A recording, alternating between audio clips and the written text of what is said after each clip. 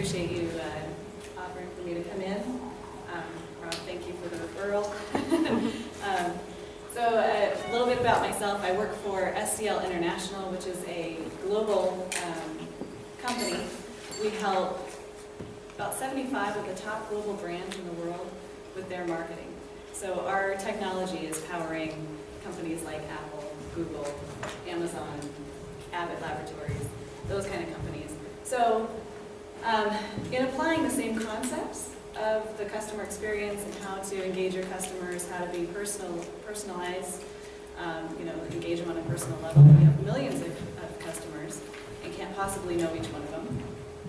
And applying that to small business, where we sort of have the advantage as a small business to know your customers one-on-one. You probably would recognize them if you see them in the grocery store. You probably know about their spouses, their kids, their pets, all of those kind of things. Those are some of the personalized engagements that you can have with your customers on a small business level that these big global companies can't have. So they use big technology, millions of dollars worth of technology, to be able to kind of drive down to that level and give a personal experience to those customers. Whereas you don't have to, you sort of have that advantage already. But as a small business, I think it's a little difficult to understand what all of it means and how you can compete with some of those bigger companies. So, also wanted to, let me get rid of that. Also wanted to let you know how to use customer experience to gain more referrals, to sort of build a group of customer advocates that are very passionate about you, your company, what you do, and want to help you. So, and want to help you be successful. So that's what we'll talk about today.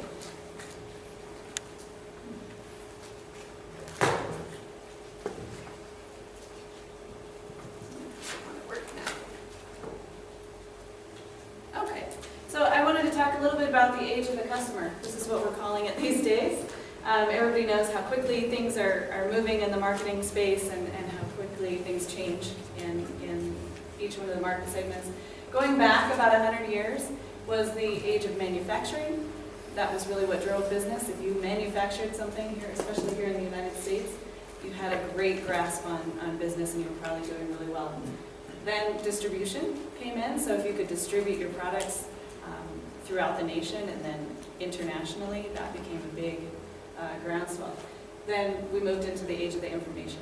So PCs came out, World Wide Web, all of that. So if you had a company that provided information, or if you could get your information out to people globally, that really powered your business. And then now it's the age of the customer. So with the advent of social media, all of those things, customers are really empowered, and they really have sort of an ability to either make or break a company based on what they say, their access to all of their friends. At this point in time, some 70% of people make a purchase based on what their friends, their family members, associates, people on Facebook say about a product or a service. So that's really important to know, and it's extremely critical that you become very customer-centric at this point in time. So defining customer experience, a lot of people confuse customer experience with just customer service, and it's not quite the same thing. Customer service is part of customer experience. But what customer experience is the whole process. Every touch point, every interaction that you have with your customers is involved in that customer experience.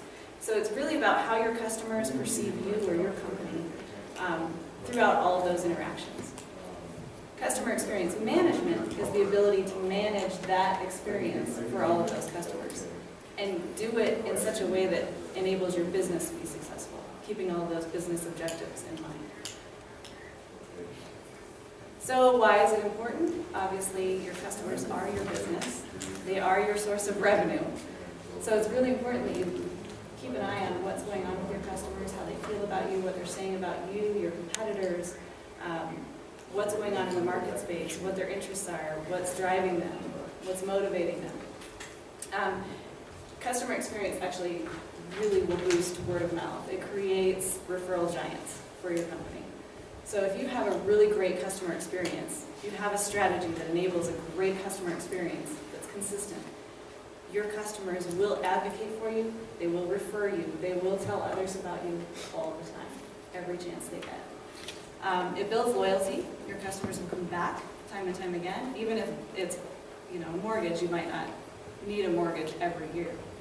But they'll refer people into you, and things change. People want to refinance, they want a second mortgage, they need to do upgrades to their home, they're going to, hopefully they'll come back to you rather than going somewhere else or just going to the internet. Expectations are extremely high. So, in case nobody already knew this, the millennials have very, very high expectations about what kind of service they're going to get, and do have a tendency to threaten you with pulling their business away from you should they not get what they expect. So sometimes the expectations are much higher than what you can get anywhere on the planet, but they're still going to expect it. So the way to deal with that is to deliver, over-exceed those expectations, really deliver those expectations in such a way that maybe you're not giving up the farm, but you can make them feel like you've exceeded their expectations. You've made it all about them. And it sets you apart from your competitors. So if your customer experience is a really great experience, your competitors may or may not have a great experience. It may not be consistent. That's really a key. So you can differentiate yourself that way. A little quote from Maya Angelou down here. People don't always remember what you say or even what you do, but they'll always remember how you made them feel. And that's really important. Emotion and passion plays into customer experience and your customers' decisions in buying, making, or purchasing more than you really realize.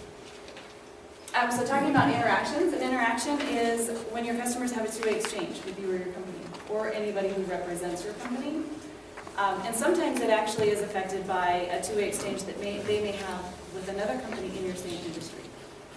So all of those interactions, even if it may not even have anything to do with your company itself, all of those interactions are going to they're going to be making judgments during those interactions about whether or not they want to do business with you.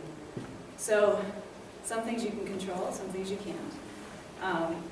But definitely things that you need to be focused in on and making sure that you're driving.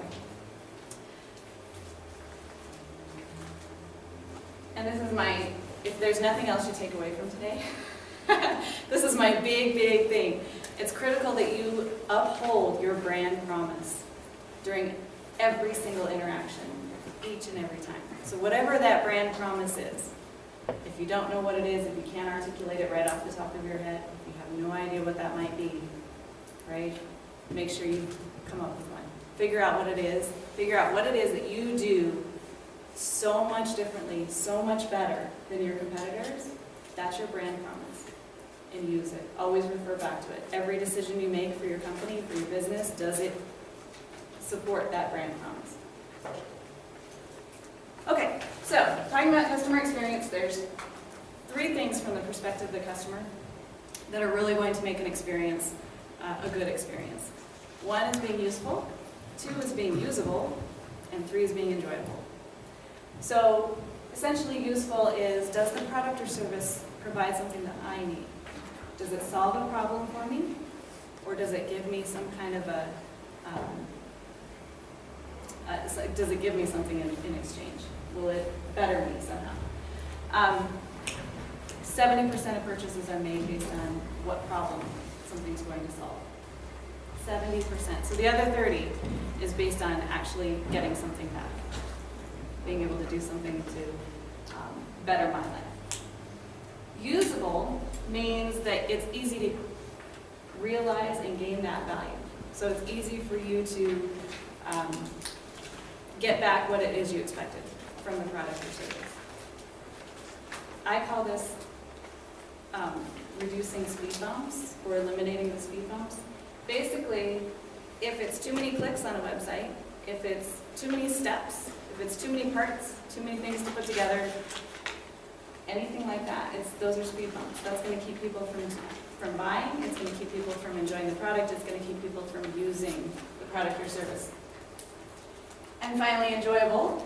It needs to be an enjoyable experience. And this is not just during the purchasing stage or when you have the product. It's after the purchase. So if you have to go get support, if you have to call customer service, if you have to go to the website and look up, user manual to figure out how to use that darn camera you just bought and it is not doing what you thought it would do. Those kind of things. That's making an enjoyable experience.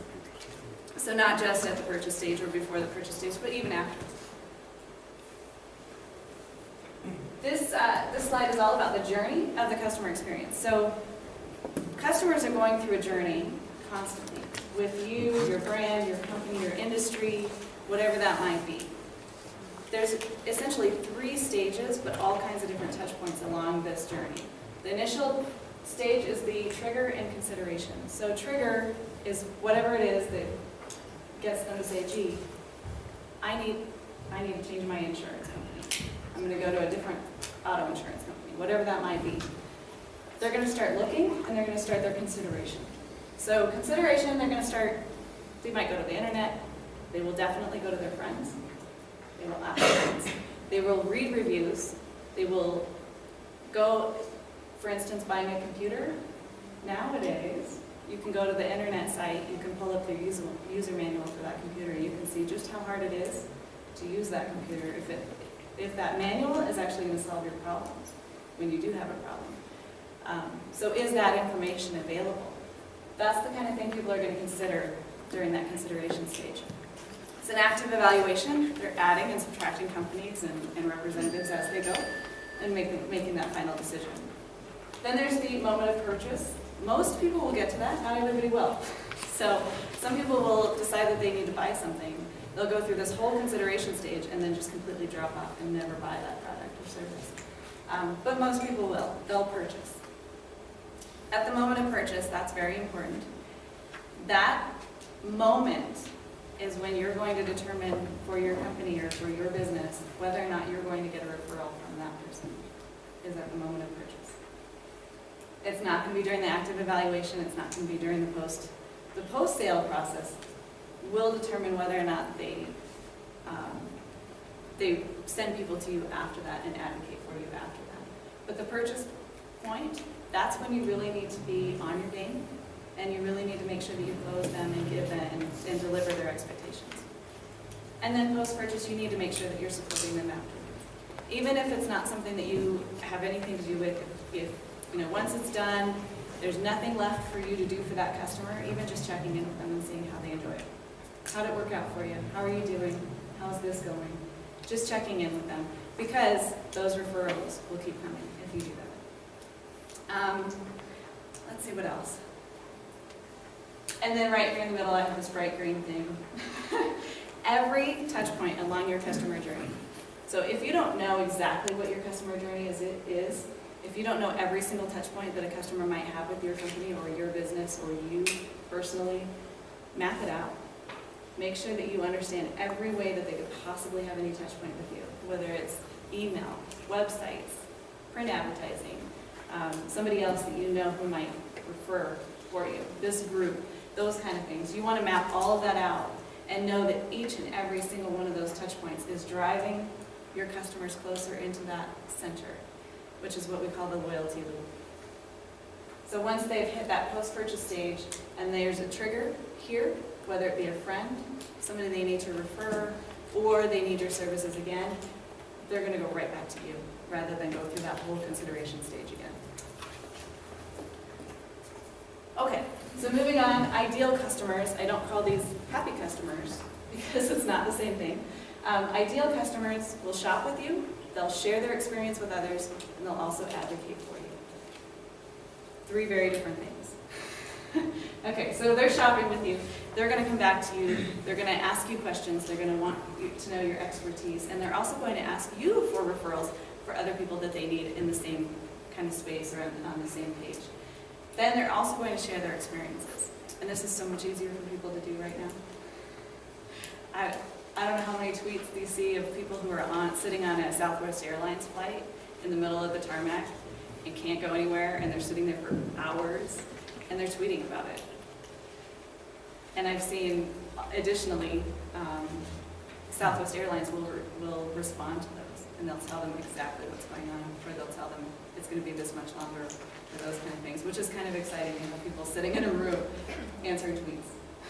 But that to me is huge. The whole social media is incredible. And then advocates are your loyal, passionate customers that are going to advocate for you. They're going to try and make you successful. They want to see you succeed as much as you want to succeed in your business. That's really important. That's going to be about 1% of your customer base. 1% is all it is. So if you have, 100 customers, there's one that's your advocate out of all 100. It's a very, very small amount, but those are the very important customers. There's 6 disciplines of customer experience. This is from Forrester Research Group. The 6 disciplines are strategy, customer understanding, design, measurement, governance, and culture. Now, some of these you're way ahead of the game on because you're a small business. 92% of small business have 4 employees or less. And that's out of all businesses in the United States. 92% of businesses are small business, 4 employees or less. So on that note, I'm sorry, did you say 92? 92% of all business Are 4 employees? are 4 employees or less. Wow. Yeah, and that's the Census Bureau. Basically, strategy, customer understanding, design, you own all of that. Governance, you own it, right? If you only have yourself or maybe a couple employees, there's not a whole lot of governance there. You can decide what you're going to do, and you don't have to make sure that everybody else is following that same value system. So it's really nice with small business, you kind of have that advantage. And the culture is going to come from you. So it's fairly easy. But you want to build that culture with your customers too. So if you want them to refer, if you want that advocacy, you're going to have to build that culture with them as well. So that's important to keep in mind. Design and measurement. Now the measurement part, a lot of us fail to do, I think, in small business. Measuring how effective every interaction you have with a customer and your customer experience as a whole is and how it impacts your business. And that's a really big challenge, I think, for a lot of small businesses, is measuring that, knowing how to measure that. Also measuring and listening to what's happening on social media. That's a huge challenge for a lot of small businesses. Most of us don't have any idea how to read or how to define or how to even get those analytics. So that's a really big part of it, which I can certainly help with. And then this, just for fun. You don't actually have to be able to read any of this. It's just for fun. But this is the technology roadmap for companies in their marketing department. This is just marketing. So these are all the different technologies, all the different touch points, all the different things that big companies are doing in their marketing department. I think it's so funny to see this. But it's amazing. It looks like the metro in London. This is multi-billion-dollar industry right here. Okay, so applying the roadmap to your company, your small business. These are the things that I think small businesses need to do, some sort of steps you can take to get there. Define your intended experience for your customers. This is really important, and usually will take a little bit of time. You might have to figure it out, might have to do a lot of brainstorming. But what is it that you want your customers to feel, to know, to think, to tell others about you? What is that intended experience you want them to have? When they leave your office, when they finish talking to you on the phone, what do you want them to sit back and think after they hang up that phone? From their perspective, that's where you need to do is get into their head. Ask yourself specifically, what is it you are trying to do? What is it you're trying to do for others? How do you want to help people? How do you want to be their savior? How do you want to fix their problem? What is the problem you're trying to fix? So define the intended experience. Every single touch point. So whatever you might have, marketing materials, your website, your phone conversations, your theme, I guess, as you call it. Second, you want to assess your customer interactions along that customer journey. So every single interaction that you could possibly have with them, even just running into them in the grocery store, are you going to remember their name? Are you going to remember what you talked to them about? Are you going to remember all those little things? Probably not. But at least know that when you run into somebody in the grocery store and they know your name because they've seen you or they've talked to you, know how you're going to approach that. How are you going to react to that? How are you going to talk to them? What are you going to say? Be sincere, be genuine. Don't pretend that you know their name if you don't. Say, I'm sorry. I can't put the name to the face. What's the name again? Anyway. Third, you want to get to know your customers, not just on a personal level. A lot of the things that we can generate from, say, our database or however we track our customers would be their general geographic location, age, gender, income, those kind of things. You also want to know what their needs are, what their problems are, what their interests are, what their desires are, passions, what drives them, what motivates them. These kind of things are a little harder to get, but if you have customers that you work with who've been happy with you, call them up, ask them about them. Say, what is it about me that you like? What is it about me that made you choose me over someone else? What problem did I solve for you? Get that information from them. Use the testimonials, use the social proof when you're talking to other customers. And then find out what your customers are saying about you and your competitors in the social space. So Facebook, Twitter, LinkedIn, there's just a ton of them out there. Facebook and Twitter, I would say, are probably the most powerful. If you Google a topic, you can get into a lot of blogs, a lot of space there too. But most customers, most consumers are going to be on Twitter, Facebook, LinkedIn. Those are really the three big ones that you want to pay attention to. Now, getting that information can just seem really overwhelming. However, if you go into Twitter and you just do a search for a specific topic, you can get every tweet known to man about that topic, and you can just kind of read through and see what people are saying. If you pick up on something that somebody was dissatisfied with, make sure you're not doing that as well. Adjust, grow, develop. Figure out a way that you can be different and nimble. Also, one that I heard recently, there was a gentleman talking about Facebook and being in the social media space. And he described it as Facebook is literally your customers welcoming you into their living room. Saying, Erin, come into my home, look at everything, look inside my drawers, look in my medicine cabinet, look in my scrapbooks, look at everything that I do in my life, everything that's important to me, everything that interests me, everything that I find to be funny, everything that I find to be sad, every emotion that I could possibly have. It's all there on their Facebook. So if you're not going to your customers, they might like, if they like your company, if they like you, if you're friends with them on Facebook, if you're not going to their Facebook page and reading their posts and seeing every day what they're posting, what they're liking, what they're talking about, those kind of things, you're missing out on a huge amount of information.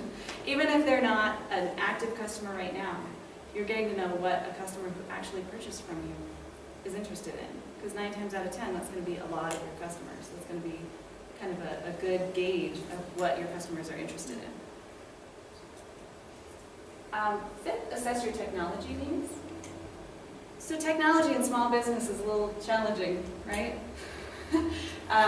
There's a lot of it out there, and a lot of it we don't know how to use exactly.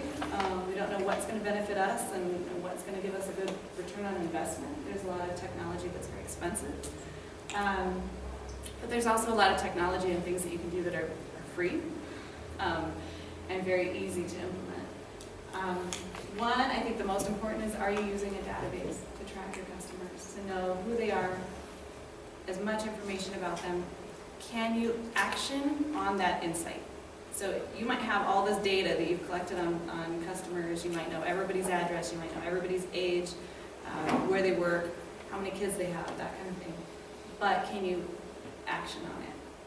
Can you pull the data into a certain subset and be able to send out an email about that? Can you email your customers very easily or even automate the emails? Your website, that's important. I think companies that don't have a website rely a lot on LinkedIn, which is fine. LinkedIn, website, great. Either one or both is good. But you don't want to be without either.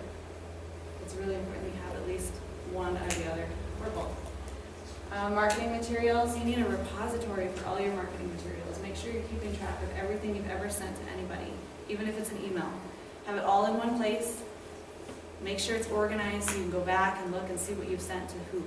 Because they might, 2 years later, come to you and say, hey, I saw this, or I have this coupon, or I have that, or whatever the thing might be. So you just never know how long it'll be before they come back. Email, not just Outlook. A way to email your customers kind of on an automated basis, anything that you can do to get information out there, if they're on an RSS feed, anything like that. Social media, same thing. Measuring and tracking, like I said, that's very important. You want to measure and track your marketing. You want to know what you've put out there that's been successful and what you've put out there that got absolutely no responses. If you're advertising in a certain publication, are you getting a return on that investment or not? Knowing how to measure all of that is really important. Digital footprint, media, digital media is huge. If you're not using digital media, you're missing out. We absorb 400% more information visually and audibly than we do in reading. And most people won't go past 3 lines of text anymore. So if your website is all text, get rid of it.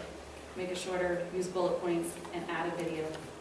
Add a voiceover, anything you can do so that they hear it and they see what you do. They're not going to read about what you do anymore at all. They're not going to read about what the benefits are. They're not going to read any of that. They're going to look for something quick, something easy. 7 seconds is really the limit anymore as far as attention span. So in that first 7 seconds of that video, you have to grab their attention so they keep listening, keep watching. Let's see here. Post-purchase support, super important. You want to make sure that you're supporting them. Even if they're not coming to you, you need to be reaching out. And e-commerce.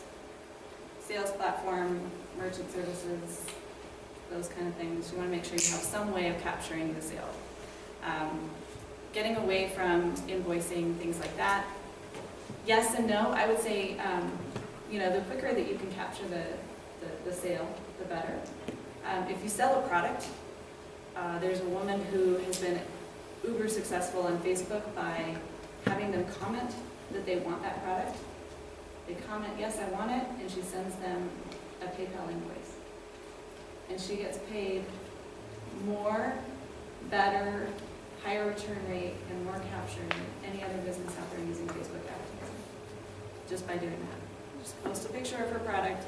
If you want it, comment yes. She sends them a PayPal invoice. It's amazing. Finally, you want to determine your differentiators. So in going through all of this and looking at all of the little pieces of your customer experience, you want to make sure that you determine your differentiators. So your product or service, does it provide a value to the customer? Does it solve a problem? Does it give them something in return? Are they going to gain something from it? Does it make the customer journey easy? So your entire customer experience is easy for them to get through. Anything you can do to eliminate speed bumps, anything you can do to make it easier. I know mortgages are such a long road and so many different things. If you have a checklist that you can just send them, here, these are all the things you're going to need, start getting it together. Things like that can make it a little bit easier, not having to go back and forth all the time. Those are great. And does it inspire feelings of desire, satisfaction, and gratitude? The gratitude is really important. If they have gratitude towards you and your company, they're going to refer people. They're going to become an advocate for you. They're going to be passionate about what you do just as much as you are. So just always remember your customers are your business. That you need to provide an experience that's unmatched by your competitors. It really needs to be personable. It needs to be sincere. You really need to know your customers inside and out. You need to know everything you can about who your ideal customer is. Not just happy customers, but ideal customers. Those are the ones that are going to share, they're going to advocate, they're going to talk about you. And then I've got a little bit of my own story that I'll get into as well. And this is the final page on that packet. It's got all of my information on it, a little short list of some of the things that I'll do for companies, and I offer a free consultation.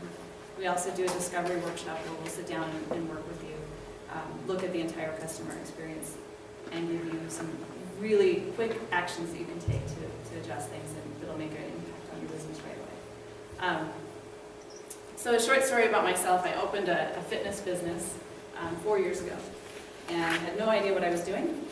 Didn't know anything about how to run a business, how to be in business for myself. I just knew that I was passionate about what I was doing, and made it a point to really get to know every single person that walked through the door. And that started with 1, and then it was 2, and then it was 3, and we really started with 0. It's not a franchise, so it was my own startup. And now we have over 1,200 customers.